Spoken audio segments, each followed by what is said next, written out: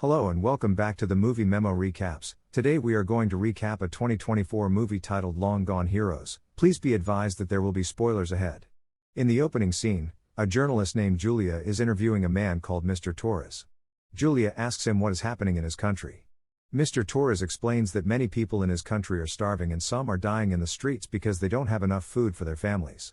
He says the prices of things have gone up a lot and inflation has reached 1,200%. He also mentions that both the former president, Chavez, and the current president, Maduro, have made deals that hurt their country by giving away their resources to foreigners.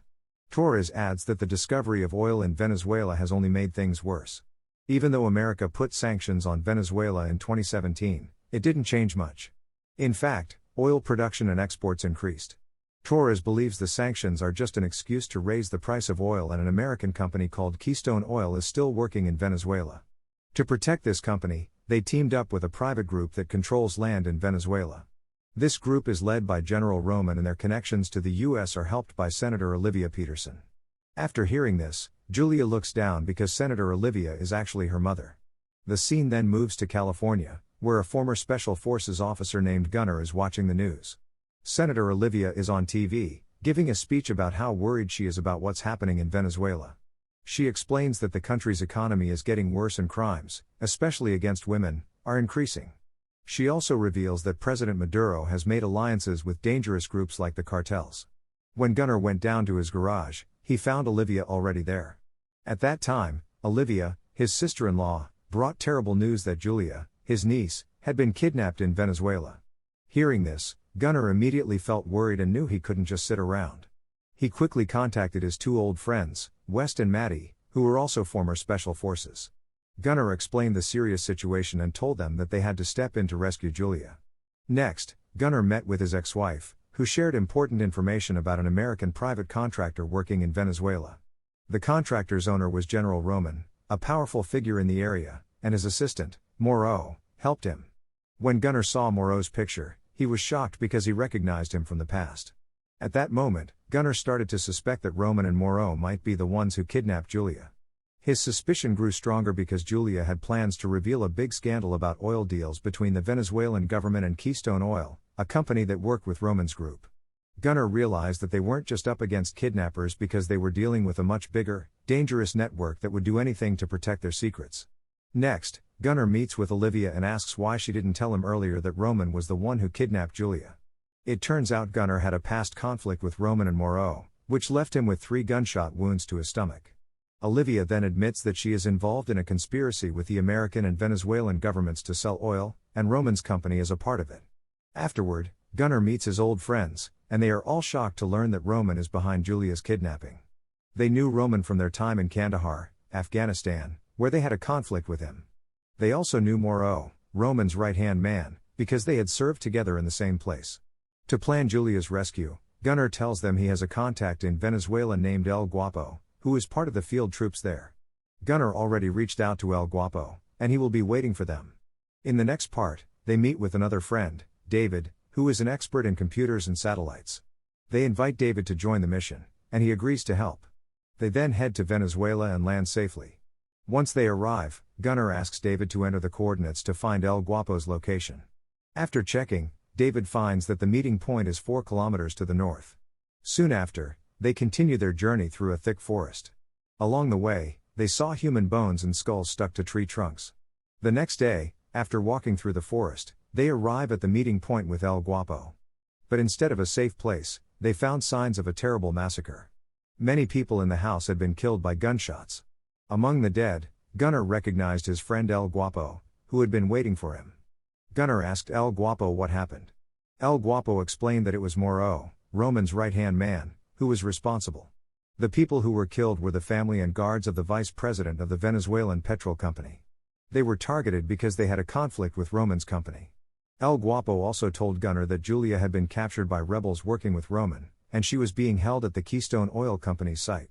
After telling them this, El Guapo urged them to go there. Meanwhile, Julia was being held by Roman, with Moreau also present. Shortly after, Roman took Julia's phone and ordered her to unlock the video of her interview with Mr. Torres. Julia refused. To make her cooperate, Roman brought in an illegal immigrant they had caught and threatened to kill him if she didn't unlock the video. Julia still refused, thinking Roman was bluffing. But then, Roman's men brought in a mother and her baby. With this bigger threat, Roman pressured Julia again. Finally, feeling forced, Julia agreed to do what Roman asked. Back to Gunnar, he and his team finally reached their target. As they got closer, they checked the workers' houses but found them empty.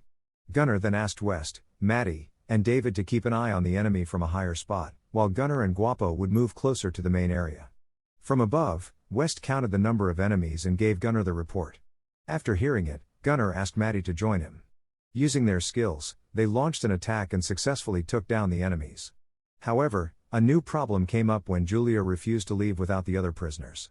Julia strongly believed that no one should be left behind, and she insisted that she would only go with Gunnar if they rescued everyone. This made the situation even more tense because they all knew they didn't have much time, and every second that passed was a bigger risk. With no other choice, David and the team had to come up with a new plan to save all the prisoners. They brainstormed different ideas, hoping to find a way that would keep both Julia and the prisoners safe before the enemy figured out their plan and things got worse. David then double-checked the safe escape route, knowing it was important to plan every step carefully. He realized they had a tough journey ahead, which was a 20-hour trek through dense forests and steep hills full of dangers. After discussing with the team, David made sure everyone understood the route and what to do to avoid any threats. With their plans set and spirits high, they began their long journey, hoping to make it safely and quickly and rescue everyone before the enemy caught up. The next part shows Moreau arriving at the scene and finding a bullet casing left by Gunnar. Right away, Moreau reports this to Roman. He explains that the bullet has a special tip, and Moreau recognizes who made it. It was Gunnar's bullet. Because of this, Moreau decides to send all his troops to track Gunnar down. Meanwhile, during the day, Gunnar and his team stop by a river to rest before continuing their journey through the jungle and hills. By the afternoon, they reach their destination and are welcomed with thanks by the villagers they had helped. One of the men in the village, Louis, offers to assist Gunnar and his team. He tells them he knows a boat owner near Caracas who can help them escape the country. Grateful for the help, they agree to Louis' offer and leave in a minivan he provides. At the same time, Moreau and his soldiers arrive at the camp that Gunnar and his team left behind. With guns pointed at the locals, Moreau demands to know where Gunnar and his team went. When one man refuses to answer, Moreau shoots a woman as a threat to make them talk. That night, during a tense journey, David worked hard to recover the video of Julia's interview with Mr. Torres that Roman had deleted. Using his IT and satellite skills, David focused carefully, trying to bring back the lost video. After working for a while, David finally managed to recover the recording. But when he watched it, he was shocked by what he saw. In the video, it showed that Roman and Moreau had killed Mr. Torres and captured Julia. This was huge evidence that could ruin Roman's reputation.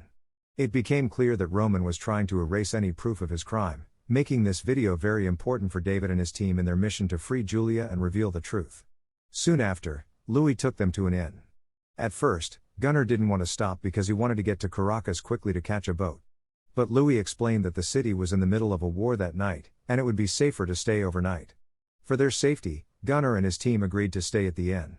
While they were fast asleep, they were suddenly attacked. Luckily, most of them escaped, but Maddie wasn't as fortunate and got captured. Not long after, Roman and Moreau came to see Maddie. Moreau greeted him with a sarcastic tone, acting like it was a reunion. There, Roman demanded that Maddie reveal where Gunnar and the others were heading, but Maddie refused to give up any information. Shortly after, one of Roman's men reported that they had spotted Gunnar and his team moving toward the beach. Upon hearing this, Roman ordered Maddie to be executed. Meanwhile, Gunnar and his team kept moving and arrived at a night market. At that time, West asked Gunnar what happened to Maddie, and Gunnar told him that Maddie had left. Gunnar then handed Julia a gun and told the group to keep moving. They planned to meet again near the river, so they split up and continued on their own paths. A little while later, someone spotted them and reported their location to Moreau's men. Soon after, Moreau's men and local soldiers arrived at the night market. Gunnar and his team hid when they saw the enemy searching for them. But then, the enemy spotted Gunnar and started shooting, leading to a gunfight. The next morning, Moreau's men were waiting in their car, expecting Gunnar to show up. But they didn't know that Gunnar was watching them from a distance. Suddenly, he threw a grenade under their car, causing an explosion.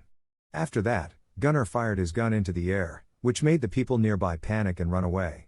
Shortly after, Moreau got a report from a local, saying they saw Gunnar enter a church. Moreau headed to the church right away. Since Gunnar was alone, Moreau decided to go in without a weapon while his men waited outside. When Gunnar saw Moreau come in unarmed, he removed his vest and weapon, standing up to face him. There, Moreau mentioned that it had been a long time since they last saw each other in Kandahar. He also said that Gunnar had nowhere left to run and that everything would end here. According to Moreau, Gunnar had kidnapped his nephew, and Moreau was determined to finish him right then and there. Meanwhile, Gunnar's team arrived at their location. And Guapo, who was injured, decided to stay behind and told the others to keep going to the meeting point by the river. At that time, Wes didn't want to leave him and asked him to come along. But Guapo insisted on staying, saying this was his home. Then, they said their goodbyes and continued on. As they got closer to the river, Roman and his men were waiting and started shooting at them. Shortly after, Gunnar arrived and met Guapo. Gunnar asked where the others were, and Guapo told him they were already waiting by the riverbank. Gunnar asked Guapo to come with him, but Guapo, still holding his wound, chose to stay behind. Gunnar then left to meet the others by the riverbank. Once they were all together, they got on the boat and left Venezuela, heading towards the border. Thanks for watching. If you are new, don't forget to subscribe for more of these recaps. Until next time, have a nice day.